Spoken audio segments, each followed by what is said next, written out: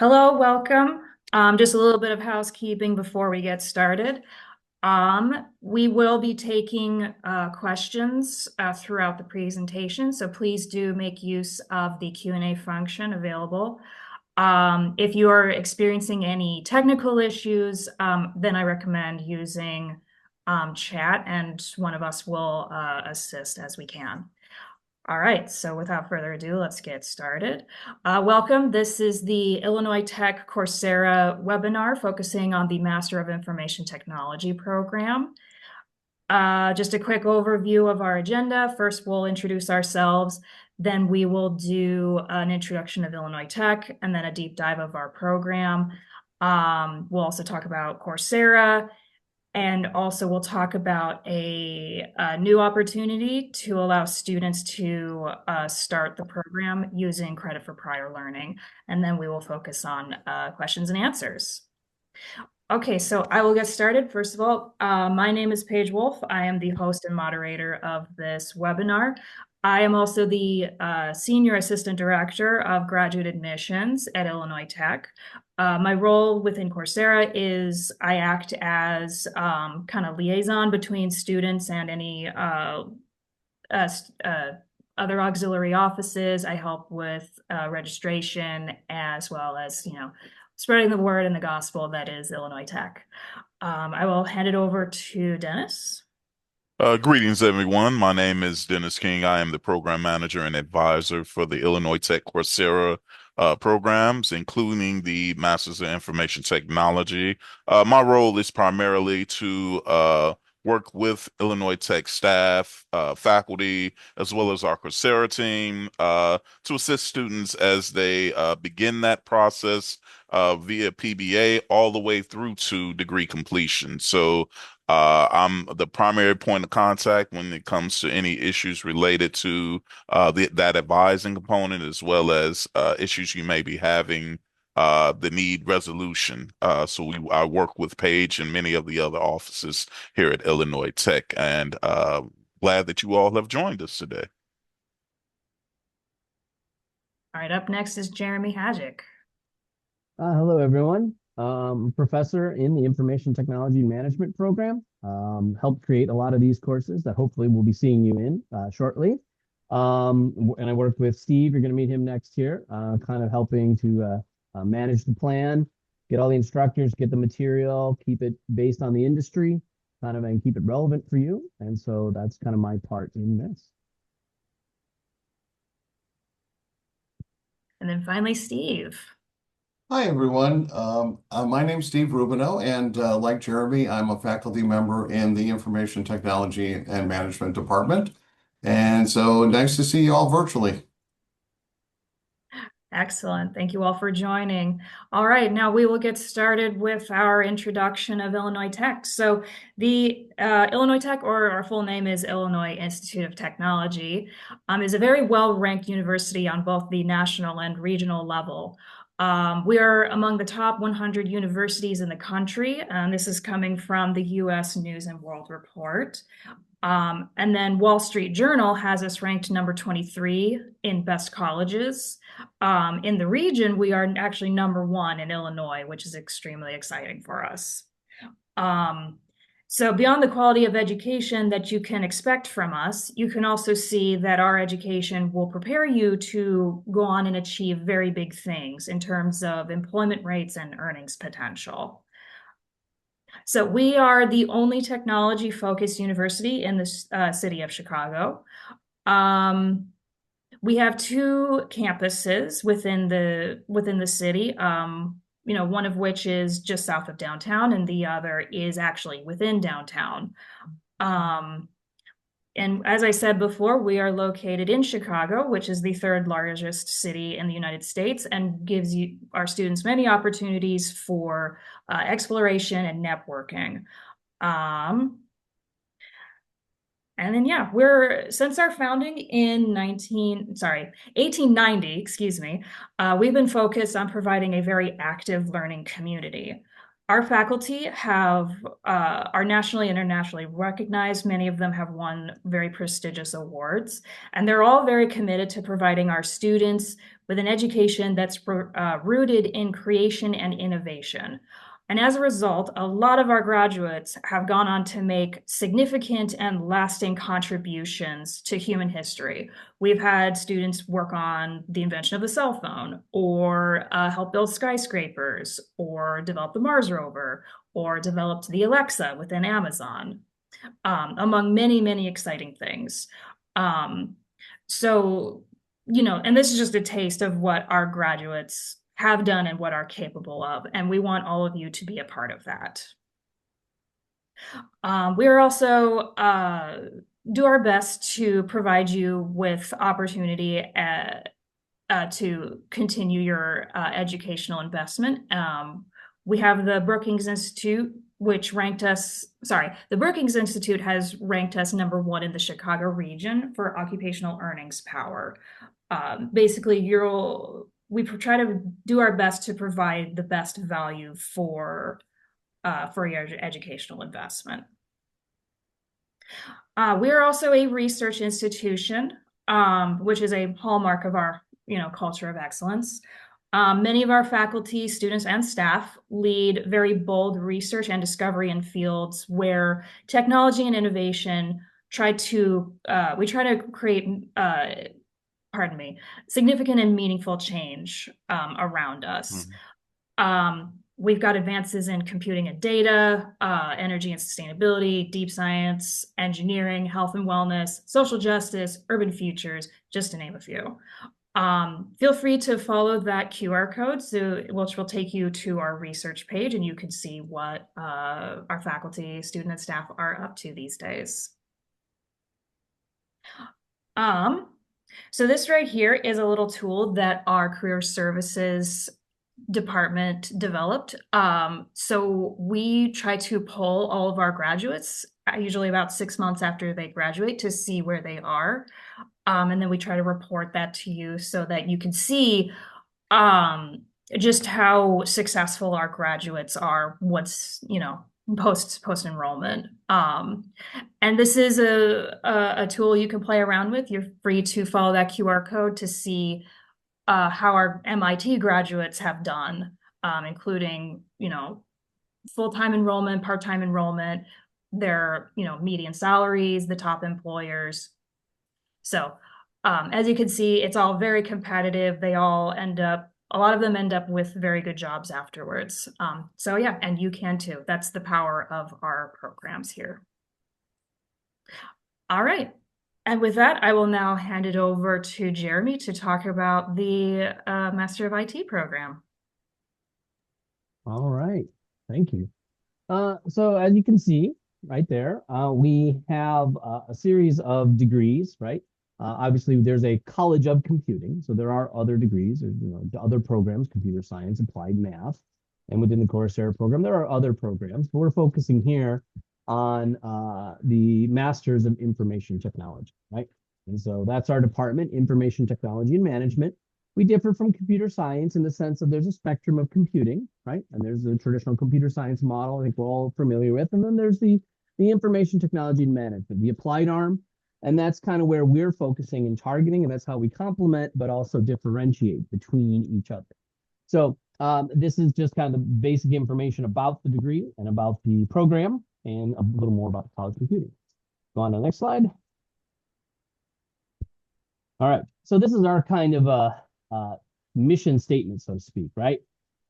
This is what we want to do, right? This is kind of how you grade us when you come out of the program. If it works out for you and you join up, right? This is how you know what we're going to target and focus, right? And I think it's interesting that we focus on a little bit of the managerial portion as well as the technical, so it's not slated one way or the other, right? It's not slated one way or the other. All right, next one. Cool. So up here, just to let you know about the background, obviously I'm one of the associate chairs. Dr. Gurram Gopal, he's our department chair, kind of overall.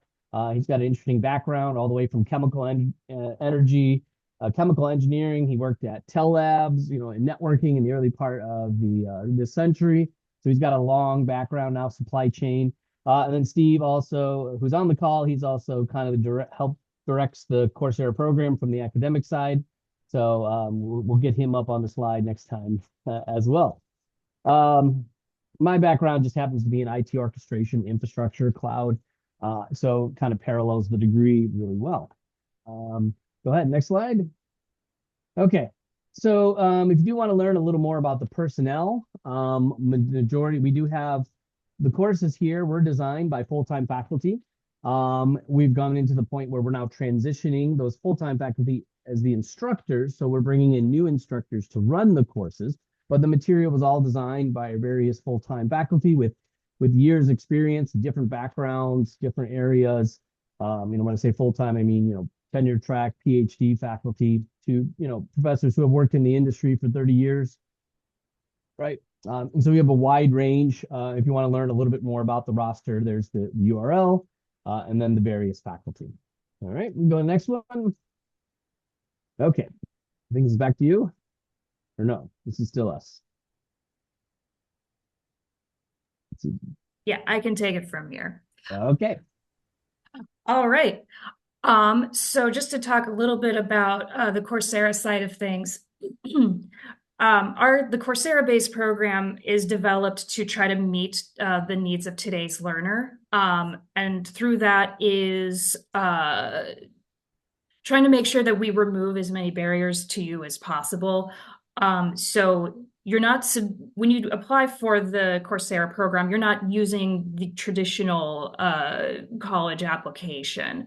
You're just registering straight for our performance-based admissions, which doesn't require, standardized testing. It doesn't require letters of recommendation or application fees.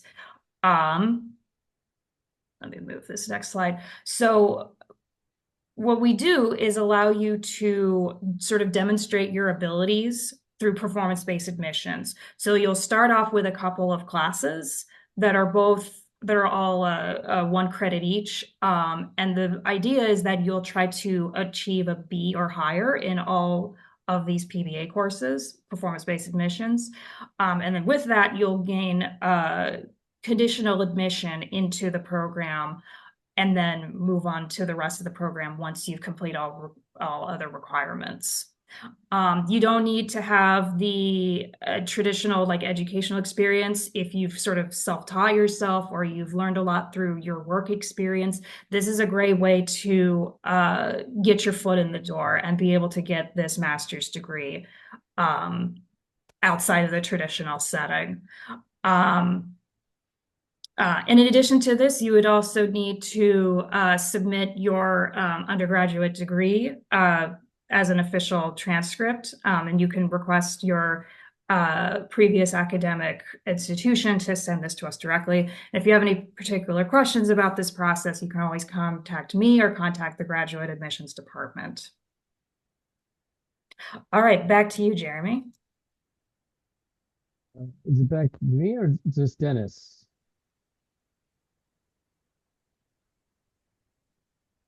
I can go ahead and take care of it.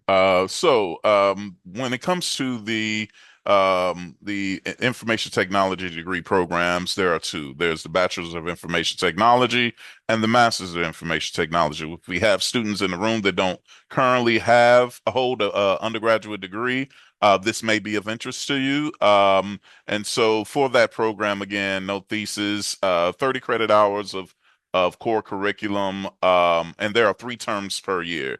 There's a fall A and B, there's spring A and B, and there is 1 summer term. So technically, there are 5 terms each academic year.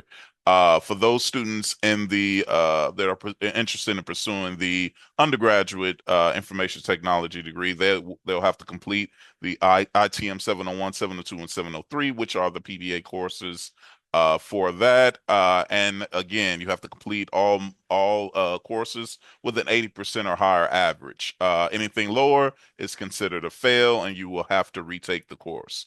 And once you've done that, you are conditionally admitted in the program, and then you have to complete an additional 9 credit hours in good standing. Now, for undergraduate student, that's a 2.0 cumulative GPA, but we want you to shoot for the moon. We'll be excited when we see that 4.0 after you've joined the program. But you can go to the next slide, please. And when it comes to the Masters of Information Technology program, these are the courses that are required. These are the core. This is the core curriculum. And you can take a look at that if you go to the Illinois Tech Coursera landing page. There you will find a wealth of information that includes the course offerings as well as the annual course offerings. So you can literally plan your schedule out based on when courses are offered each term, because Jeremy and the faculty and the senior leadership have done an excellent job of creating that annual plan that allows for students to plan it out, whether it's a year, 2 years, 3 years. And just so you all know, you have 6 years from the date of initial enrollment to complete your degree. So that's the only time constraint that you may have. You can go to the next slide, please. Again, Paige has already mentioned completion of the PBA courses, and you can also enroll in up to 18 hours per term. So that means that 9 hours fall A, 9 hours fall B. That doesn't mean that you can enroll in 18 credit hours during the fall A term, or, for instance, the spring B. You can enroll in 9 hours if you are a degree-seeking student, but we want you to complete those PBA courses if you have not completed the industry certification in lieu of the PBA. And for graduate students, again, cumulative GPA of 3.0, but we know you're going to have a 4.0. We expect that. And we look forward to seeing that. And again, as the last slide says, taking one course in the Coursera term will allow degree completion in 10 terms, so 19 months approximately. I work with students and I see them complete typically in a year, year and a half, because they're taking 2 to 3 courses, and it's totally dependent upon your schedule and what you feel comfortable taking. So next slide, please. All right. We're going to throw this back to Jeremy so that he can discuss the specialization certification and take it away. All right. So I might need to tag you in on this, Dennis, at a certain point. So get ready. So Sounds good. One of the things that's a little different for the master's and the undergraduate information technology degrees is how to get admissions, right? Because obviously at a graduate level, there's assumption that you've been working, maybe you have industry certifications, or some people are coming to Coursera and taking courses, kind of a la carte, going along, and then deciding maybe to transfer into a degree, right? And so one of the ways we get into the Masters of Information Technology is through a certificate you can do independent of the degree, right? And it's called the Hardware and OS Foundation Specialization Certificate. You can see right there, and there's a highlighted in red. And basically, what we're doing is having you complete this certification, without being in the degree. And in addition, we'll require a little extra project, kind of like a qualification exam. And then upon passing that exam and passing these classes, we'll consider that admission as well. And what that does is it says in the second paragraph, waive the 3 PBA courses toward the degree, right? And then, Dennis, when you say the term waive, sometimes people interpret waive a little differently. What's the better word? Replace? Either or? How would you I accurately would describe use the that? term replace. Absolutely. Because wave, it can be a bit confusing for learners Mhm. sometimes. But yes, it will replace those PBA courses that you are required to complete. Yes. And you still have, and so this way too, you're kind of getting the classes. Obviously, you still have to pass them at the level, right? The 80% level, B level. But this allows you to kind of figure out, is this right for me? Do I want to go into this? Can I, am I ready for it?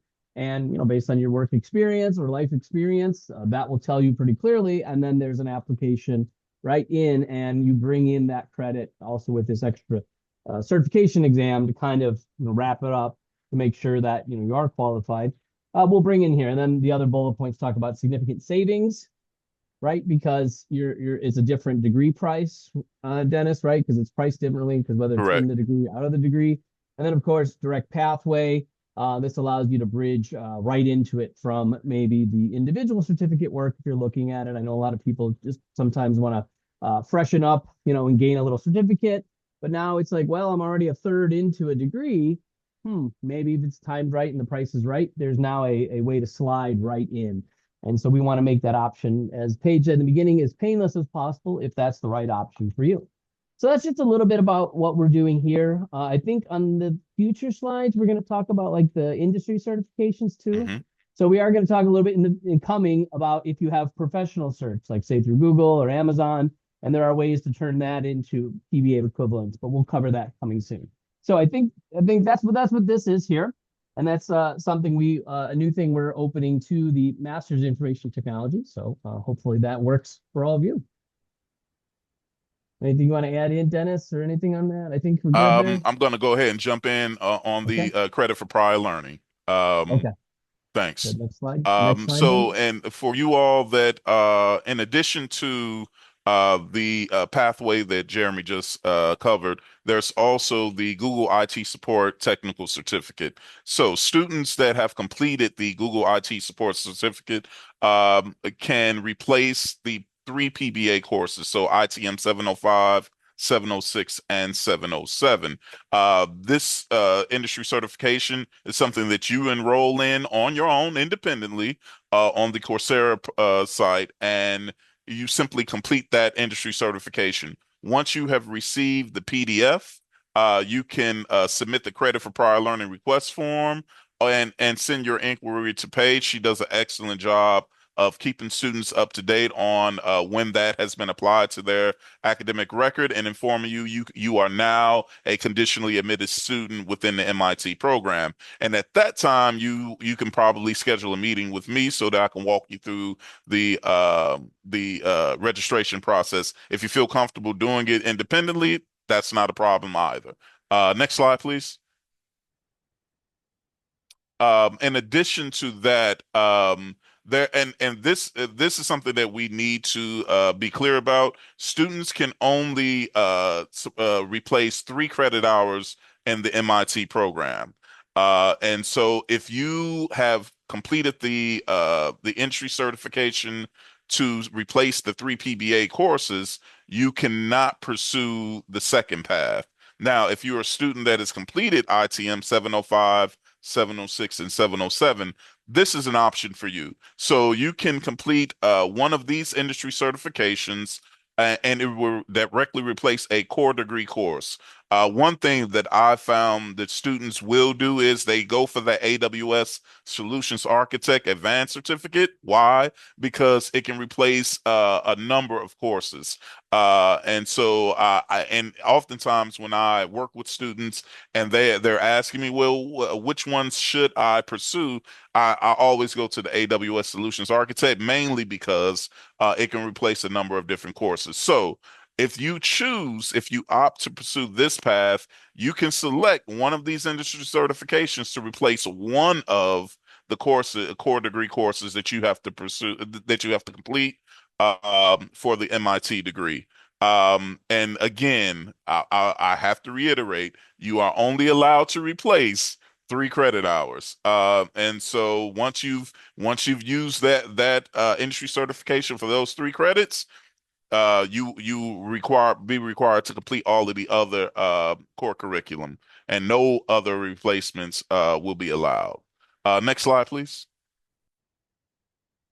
Now, for the post PBA process, this requires you, because prior to being a degree seeking student, whether fully or provisionally, You are enrolling using the Coursera registration form and things of that sort, or you're completing your industry certifications.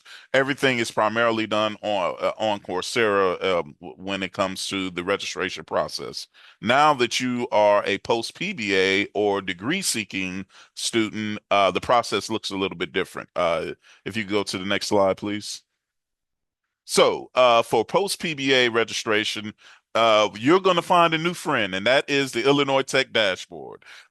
This is the hub. This is the hub that myself, Paige, Jeremy, Steve, senior leadership, faculty, administration, all of the offices at Illinois Tech use this to confirm degree progress and to ensure that we students are aware of what they have left to take.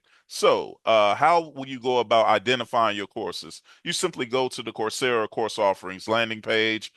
You go to the term that you're planning on enrolling. So, for those students that are planning on starting Spring B, which begins March 9th, you can go to the Coursera landing page, take a look at the course offerings. Once you've done that, identify the courses you plan to pursue or enroll in, and then you go to the Illinois Tech dashboard and you're going to go to the register and pay tab. That register and pay tab allows you to make payments, take a look at your courses, um, uh, find out what your registration pin is for that term. All of that information is there. What you're going to do is because the information technology courses are both on campus and via Coursera, there can be some confusion. That's why we want you to always search for your courses via the CRN. And when you go to the landing page, that CRN is right next to it to the right. And you identify the CRN, whether you decide to copy paste, whatever you decide to do, make sure you're pulling that CRN for your course for that term. Next slide, please. Um, so once you've done that, what you do is you click the tab, you submit, and then you've been enrolled in your courses for that term. What happens after? If you want to schedule an appointment with myself or someone else from the team, you feel free to do so. But if it's something specific to programming or academic planning, just send me an email or go to my bookings and schedule your appointment. I tend to meet with students because our programs are open to students and we have a number of international learners. I do meet with students fairly early, so you can book an appointment with me as early as 6:30 a.m. On typically on Mondays and Wednesdays. And so if you need to schedule that appointment, feel free to do so. But for those domestic students, I also am available during the day and the afternoon.